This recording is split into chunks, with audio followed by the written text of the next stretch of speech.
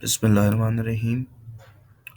Okay, सो कल जब मैं आपको असाइनमेंट सॉल्व करने का प्रोसीजर बता रहा था तो उसमें वी हैड सम इश्यूज। क्यों आ रहे थे उसको हम देखते हैं and how we can remove those issues. So first of all, your assignment due date is 10th March. तो इसको आपने क्लोजिंग टाइम से पहले यानी कि 2:30 बजे से पहले बाय ऑल मीन्स सबमिट करवाना है। ओके, सो पहले तो दिस इज़ द क्वेश्चन, लेकिन मैं आपको इसका सोल्यूशन नहीं बल्कि इस जनरल क्वेश्चन जिसको हमने सॉल्व किया उसका सोल्यूशन बताऊंगा। पहले तो आप इस चीज़ को देखें कि प्रॉब्लम हमारे पास क्या आ रहा था। ओके, सो मैं उसको एक्सप्लेन करने की कोशिश करता हूँ। सो यहाँ तक तो क्लियर है कि कैसे लिखना है इन इक्वेशंस को, और मैंने आपको ये भी बता दिया था कि this equation for Darcy friction factor हम इस इक्वेशन को यूज़ नहीं कर रहे, बिकॉज यहाँ प्रॉब्लम ये है कि आपका फ्रिक्शन फैक्टर दोनों साइड पर अपीयर हो रहा है and it makes it N implicit equation, और उसको सॉल्व करना डायरेक्टली इतना इजी नहीं है। ओके, सो इसकी जगह we can use this equation. Okay, so I hope this is clear, because this is not an implicit equation, this is simply an explicit equation। आपका f इसी side पर, सो इस पर हमने डिटेल में डिस्कशन कर ली थी। ओके, नाउ प्रॉब्लम जो कल हमें आ रही थी दैट वाज कि हम वेलोसिटी कैलकुलेट कर रहे थे बिकॉज डाया चेंज हो रहा है। We had an initial dia, ठीक है, this is our initial dia. इसको यूज करते हुए हम वेलोसिटी को कैलकुलेट कर रहे थे, बट जब हम रेनॉल्ड्स नंबर पे आते हैं एंड सो ऑन, यहाँ पर एक प्रॉब्लम क्रिएट हो जाता है जिसकी वजह से हमारा जो ये नंबर है वो अचीव नहीं हो रहा था। वो प्रॉब्लम ये है कि जब हम रेनॉल्ड्स नंबर लिखते हैं तो we have this calculated velocity which is also a function of diameter. Okay, ये खुद भी डायमीटर का फंक्शन है, इसके साथ डाया भी आ रहा है। अब यहां तक भी इतना प्रॉब्लम नहीं है। उसके बाद हम एफ पर जाते हैं। एफ को कैलकुलेट करने के लिए हम ये यूज करते हैं, वेल एंड गुड। यहाँ पर बिकॉज आपको पता है ई बाई डी इस केस में जीरो है, because it is a smooth plastic pipe, तो ये जीरो हो जाएगा। तो we are left with only this equation. तो ये भी रेनॉल्ड्स नंबर सिंपली कैलकुलेट हो रहा है, इसमें भी इतना कॉम्प्लेक्स रिलेशन नहीं है, ठीक है। बट जब हम हेड लॉस की तरफ आते हैं तो हेड लॉस का यहाँ पर प्रॉब्लम ये है कि your friction factor is also depending upon the dia, because friction factor Reynolds number पे डिपेंड कर रहा है और रेनॉल्ड्स नंबर डाया और वेलोसिटी दोनों पे डिपेंड कर रहा है, and velocity is also depending upon your diameter, ठीक है। तो यहाँ डायमीटर की डिपेंडेंस बहुत ज़्यादा होगी, और हेड लॉस बजाते खुद भी डायरेक्ट डायमीटर पर डिपेंड कर रहा है, and with that velocity here is also depending upon diameter, ठीक है। सो अगर हम इस इक्वेशन को डायरेक्टली यूज करें विदाउट मॉडिफाइंग इट, तो हमारा जो डाया है उसकी वैल्यू बहुत गलत निकलती है, ठीक है। बिकॉज डाया ये तो हमने एक साइड पर आइसोलेट कर लिया, लेकिन इस वेलोसिटी के अंदर जो डायमीटर है, ठीक है, जो वी स्क्वायर है, ठीक है, वी स्क्वायर का मतलब यह है कि इसके अंदर जो डी है उसका बी स्क्वायर है, बल्कि की पावर 4 है, because velocity is this value. तो अब यहाँ पर वेलोसिटी स्क्वायर का मतलब है कि एच एल पर आपके इस डी की पावर 4 का डिपेंडेंस बहुत ज़्यादा बढ़ गई है। ओके, हमें इसको भी आइसोलेट करना होगा। तो इसको रीराइट करने का एक बेटर तरीका आप भी चैट जीपीटी से चेक कर सकते हैं। मैंने भी ड्यूरिंग सॉल्विंग दिस प्रॉब्लम, तो मैंने भी इसको चेक किया। तो यहाँ पर अब सबसे बेस्ट ऑप्शन हमारे पास ये है कि हम हर इक्वेशन को जितना इंडिपेंडेंट ऑफ सॉरी जितना जो जो इक्वेशन डायमीटर पे डिपेंड कर रही है, हम कोशिश कर लें कि उसको इस तरह से लिख लें कि उसमें डायमीटर के अलावा बाकी कोई वेरिएबल ना हो। ठीक है, तो इस तरीके से हमारा सोल्यूशन ज़्यादा बेहतरीन तरीके से कन्वर्ज होगा। मैं इसे जूम कर लेता हूँ।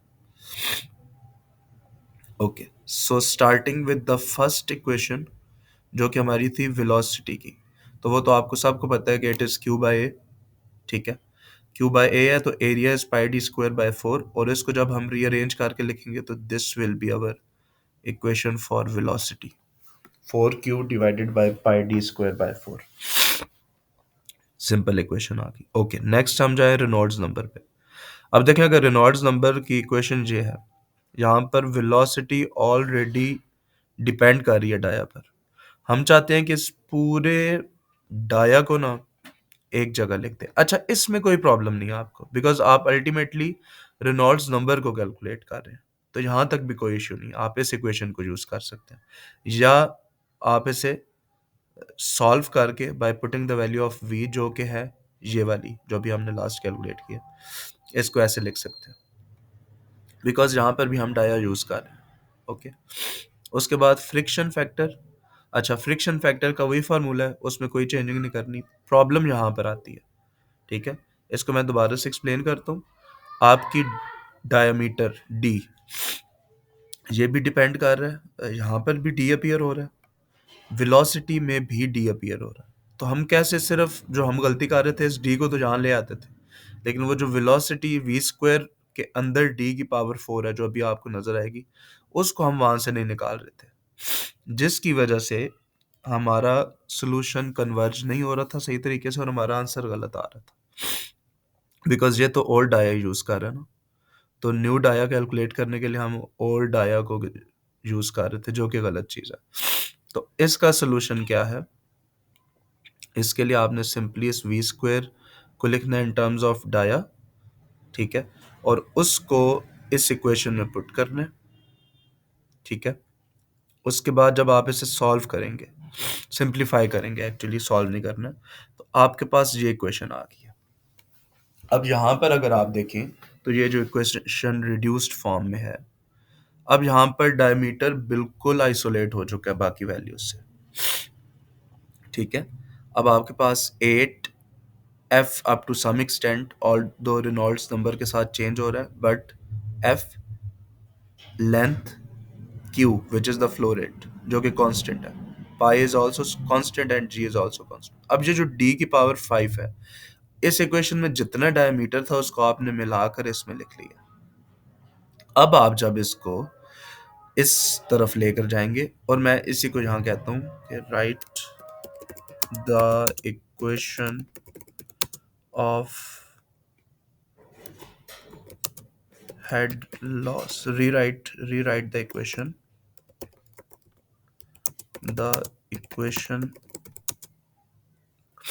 For head loss in terms of diameter on left side and all other values on right side। ठीक है, सो होपफुली ये लिख देगा भी, दिस इज द इक्वेशन। ठीक है, इसको आप डायरेक्टली भी सिंप्लीफाई कर सकते हैं, बट अब ये इक्वेशन यूज करेंगे। जब आप ये इक्वेशन यूज करेंगे तो आपका प्रॉब्लम हो जाएगा मोर एक्यूरेट, बल्कि अब ही सही आंसर आएगा। तो जो कल हमारे गलत आंसर आ रहा था अब वो ठीक आएगा। ठीक है, अब हम इसको इम्प्लीमेंट करते हैं एंड लेट्स सी। ठीक है, सो बाकी इक्वेशंस आप एज इट इज वैसे ही लिख सकते हैं, उससे कोई डिफरेंस नहीं आएगा, बट जब फाइनल डाया आप कैलकुलेट कर रहे होंगे तो आपने ये वाली इक्वेशन डायरेक्टली यूज नहीं करनी, बल्कि इसकी ये फॉर्म बनाकर जो मैं अभी एक्सप्लेन कर चुका हूँ। ठीक है, तो इसको आपने लिखना है यहाँ पर।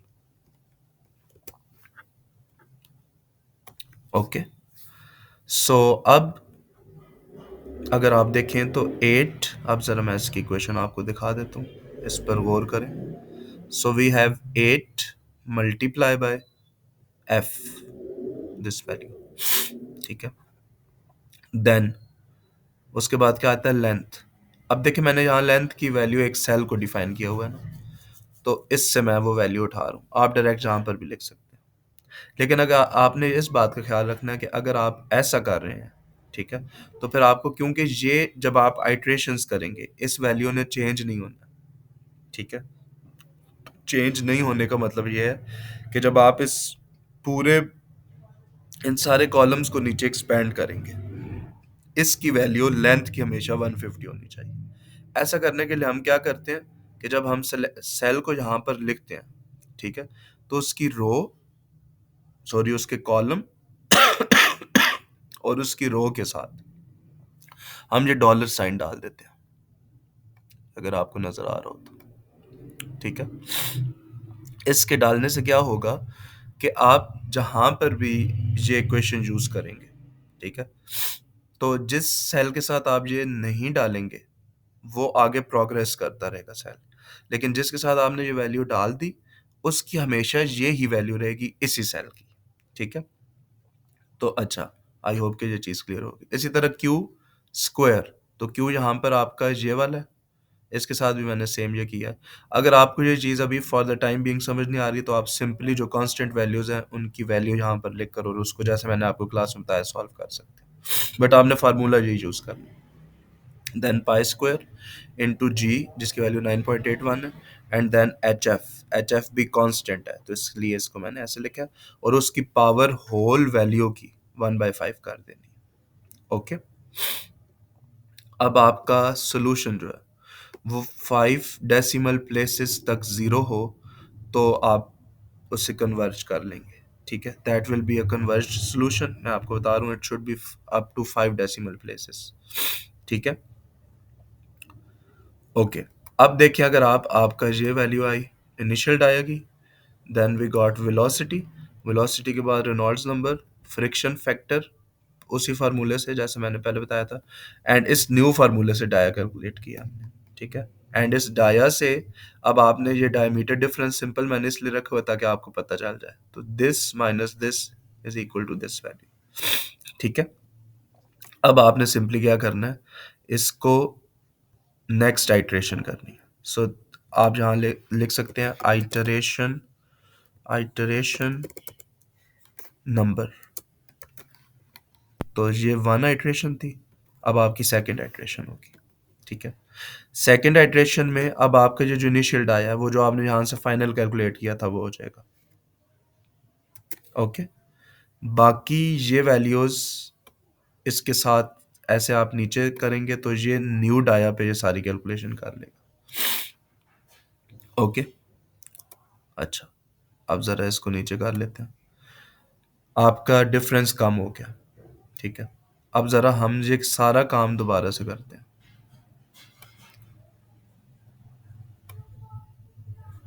मज़ीद काम हो गया आइट्रेशन नंबर 3, और आइट्रेशन 4 पे आपका तो ये बिल्कुल ही 5 डेसिमल प्लेसेस तक कन्वर्ज हो चुका है सोल्यूशन। इसका मतलब ये है कि 5 डेसिमल प्लेसेस 1 2 3 4 5, 1 2 3 4 5 तक आपका सोल्यूशन एग्जैक्ट सेम है। तो अब आप देखें आपका डाया का आंसर क्या आ रहा है, 0.26 अप्रोक्सीमेटली 7 मीटर, जो कि आपका एग्जैक्टली ये है, ठीक है। इसी तरह बाकी वैल्यूज को भी हम जरा क्रॉस चेक कर लेते हैं। फ्रिक्शन फैक्टर शुड बी 0.018, इस केस में कितना आ रहा है 0.018, राइट। देखें इसको अगर आप राउंड ऑफ करें तो 0.018 बन जाता है। इसी तरह 6.263 अप्रोक्सीमेटली है, तो ओके 6.24 कोई प्रॉब्लम नहीं हमारा, इट इज़ वैलिड, ठीक है। इसी तरह रेनॉल्ड्स नंबर 1.100800, सॉरी 1000800, तो यहाँ पर आपका आएगा 100,944, तो ये कोई प्रॉब्लम नहीं है, हमारा मेन ये था और ये आ चुका है। अगर इसी को आप 0.267 करेंगे ना तो आपका जो कि राउंड ऑफ वहाँ पर हमें शो हो रहा है 0 पॉइंट, तो मोस्ट प्रोबेबली आपका ये एग्जैक्ट आंसर आ जाएगा। ठीक है, तो ये मैं जस्ट आपको बताना चाह रहा हूँ, आप इसको मजीद चेक कर सकते हैं। आपका आंसर यहाँ तक आ चुका है बिकॉज 5 डेसिमल प्लेसेस तक कन्वर्ज हो चुके हैं। ओके, अब इस बात का ख्याल कीजिएगा कि क्योंकि मैंने असाइनमेंट को ऐसे डिज़ाइन किया कि ये डिफरेंट वैल्यूज़ आएंगी, हेड लॉस की, फ्लो रेट की एंड ऑल। तो अब ऐसा नहीं है कि हर स्टूडेंट का ये सेम कन्वर्ज हो। ठीक है, तो आपने जब सॉल्व करना है अपना सोल्यूशन, तो इसी का, इस पूरे प्रोसीजर का, चाहे आपकी 5 आइट्रेशंस बनती हैं 10 बनती हैं, उसका आपने एक स्क्रीनशॉट पूरा यहाँ से यहाँ तक, ठीक है, वो लेकर और वो मेरे साथ शेयर करना होगा अलॉन्ग विद द असाइनमेंट। क्योंकि यहाँ तक पहुँचने के लिए, वो मैं बाकी कल आपको बता चुका हूँ, यहाँ तक पढ़ने के लिए आपने कुछ इक्वेशंस वगैरह बनानी है, तो वो मेंशन होनी चाहिए असाइनमेंट में। Okay, so this is your solution procedure of assignment 1। Thank you very much.